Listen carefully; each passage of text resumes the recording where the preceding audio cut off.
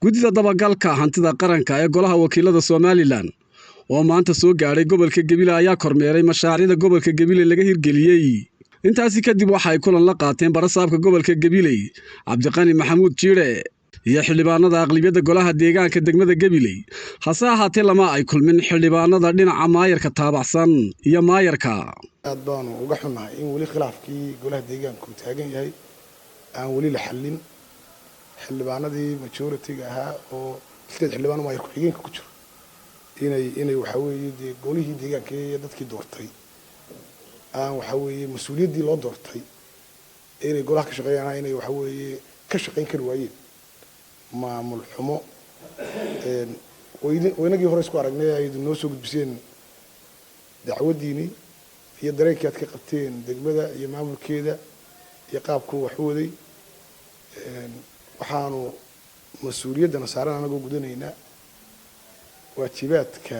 dastuuriga iyo kuwa xeerosaadka golaha baan anagoo gudanaynaa aanu go'aansanay inaanu dhankii kale fulinta maayarkii aan la kulanno tiraba 2 goor ayaanu u soo qornay waraaqo golaha wakiilada gaar ahaan guddiga ka yimid aad baan uga xunnahay inuu golihii ku gacan saariyay iman waayey waxaa halkaa nooga soo baxday iyadoo xukunku iyo garsoorka iyo shuruucdu waxa weeye in rule of law la dabaqay tahay waxaa nooga soo baxday mas'uuliyad dar waxaa nooga soo baxday in hadduu alla ka dhigo waxaa la sheegayo qofku haddii marka wax la weydiiyey waa lagu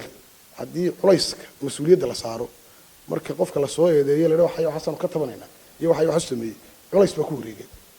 culayska ku wareegana waxa weeye inuu caddayn keeno oo istifaaco xaq difaac waa xaq waxa weeye dastuurka iyo xeerarka qawaaniinta dalka oo dhan tilmaameen marka inuu maayirku iman waayo golihii wakiilada iman waayo waxay ku tahay sharci jabin waxay ku tahay tixgelin la'aan waxay ku tahay golihii ummadda doortay inuu guddiga kaliya ku gafin wuxuu ku gafin 82 xildhibaan golaha wakiilada kana socdaalka marka dhamaysan golaha waxaan doonaynaa dhacdada Gabiley ka taagan oo farximo ku ah qarankana Gabiley waa meel lafdhabar u ah in meel lagu ciyaaro ma lagu ciyaaro laga dhigo wax waxa weyn maamulanayo ummadii raggii la doortay mas'uuliyadii loo dheeriyay inay gudan kar waayaan dawladuna waxa weyn inta waan ku eegayno waxaanu maadaama ay fulintii too waxna heshay fulintii qayb ka mid tahay inaanu ku tixgelinaano damacnay waxa aragtay in halkii la gaarin wali waxaanu anagu ballan qaaday inaanu golaha hor dhigno maayirka waxaan ognaayaan degmada maamulkeedii maaliyadeed miisaaniyadda qaranka lagu soo diray waa aan rag la doortay ansixin waxaanu ballan u qaadaynaa inaan miisaaniyad aan sharcigii iyo xeerarkii dalka marin inaan golaha ka gudbin waa ballan weey ilaa shirgudoon ilaa xildhibaan la isku waafaqsan yahay miisaaniyadaasi ama wadadii ay lahayd ee sharciga ahayd soo marjitay soo maray reer Gabiley oo dhan bana ceeb ku tahay in 23 degmo doorasho miisaaniyadahoodii baarlamaanka si sharci ku soo galaan tii Gabiley sharci dar ku soo gasho waa ceeb weey haddii maayirku uu sharciga u hoggaansami waayana sharci darana ka gaadkan maayo golahana ka gaadkan maayo waxa weeye haddii aynu abuurno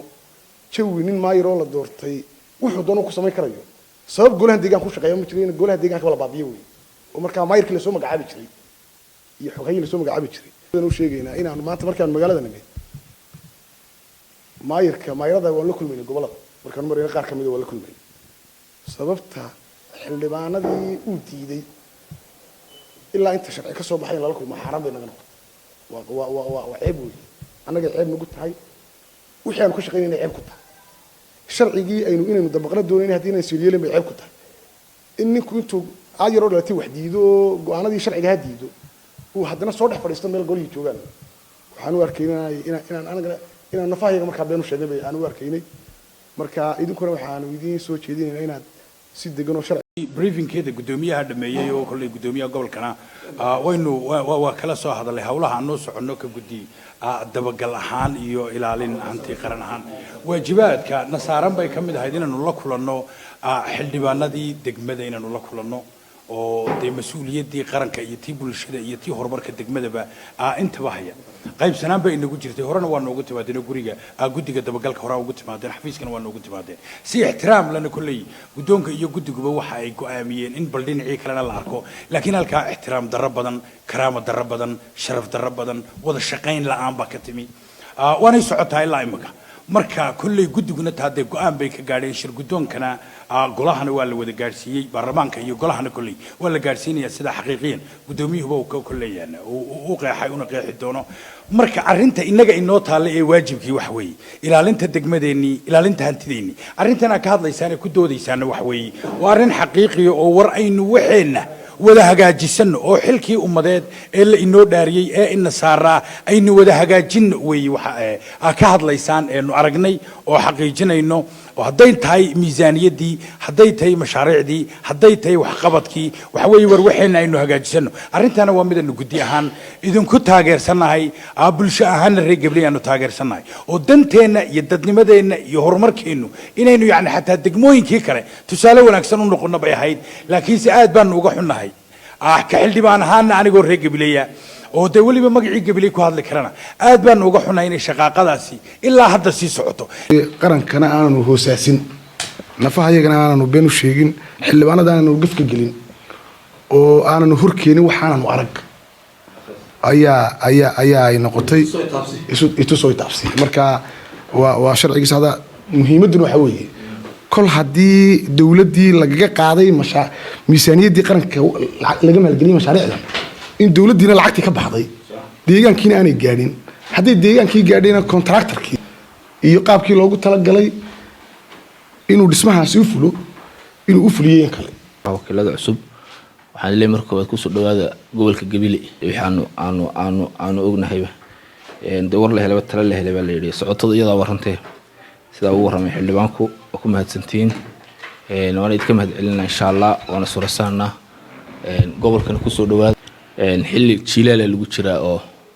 runtii jiilaalku uu si yar kulaanaya oo hadda raxmada biyaha in aad loo isticmaalayo oo waqtigan uu yahay waqtigii ilaahay oo runtii Ethiopia xad buu leeyahay wax dhibaato hadda aan halka ku qabnaana aan wanaagii nabadgelyo ahna ma jirto marka lagu tababaro way qaban karayaan inamadu waa cad maxay qaadan inamadu cadaan ma wax khidmadana laga ma qaadan kastaan iyo siyaasiyada khidmadooda qof bilaash kuma shaqeeyeen waanu ma ka jawaabi karaan taa systemka meesha laga shaqeeyo iyaga hayo Soomaa data anta ku haystaa data soo data dawladeed waa data dawladeed dawladdu hayaan oo waliba dakhligiya sidoo kale guddida dabagalka hantida qaranka ee golaha wakiilada Soomaaliland waxa ay xafiiskiisa kula kulmeen gudoomiyaha degmada Togwa Jaale Cabdiraxmaan Yuusuf Maxamed halkaasi ay su'aalo ku weydiiyeen taariikhdii horumarineed ku jirtay miisaaniyaddii 2020 oo hadda lagu soo diray xisaab xidhkii maadaama xisaab xidhkii 2020 uu golaha hor yaalo safarkaygu wuxuu daaranaa in aanu soo eegno soo taabanno mashaariicda horumarineed ee 2020 miisaaniyadda laga dhisay inay sideedii u horgashay tan beesadkan loo jaro kala bayl lagu jaro Gabley loo jaro qayb ma leedin ka siiyaa ka degmo ahaan waa run oo degmadu degmo ganacsi infrastructure-ka degmadu maadaama dhaqaalihii dalku halkan u yaallo inaad wax ka qabataan oo aad lacagta qaranka wax laga qabto macashuurteedu ku yar maxaa jira maxaa wax lagu qaban infrastructure-ka maxmed waa su'aal wanaagsan runtii degmada infrastructure-da in wax laga qabto waxay ku xidhan tahay markasta wax la qabanaya xajmiga powerka awood u leeyahay dhaqaalaha degmada soo galaya customka halka kala baydh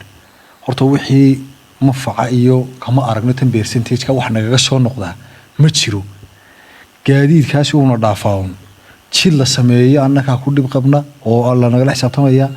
xashiishku maanu ka aragnaa customka wax nagaga soo noqda haddii aanu customka wax ka heli lahayn degmadayda ka muuqan lahayn Mukhtaar Nuux Ibraahim telefishinka gobonimo gobolka Gabley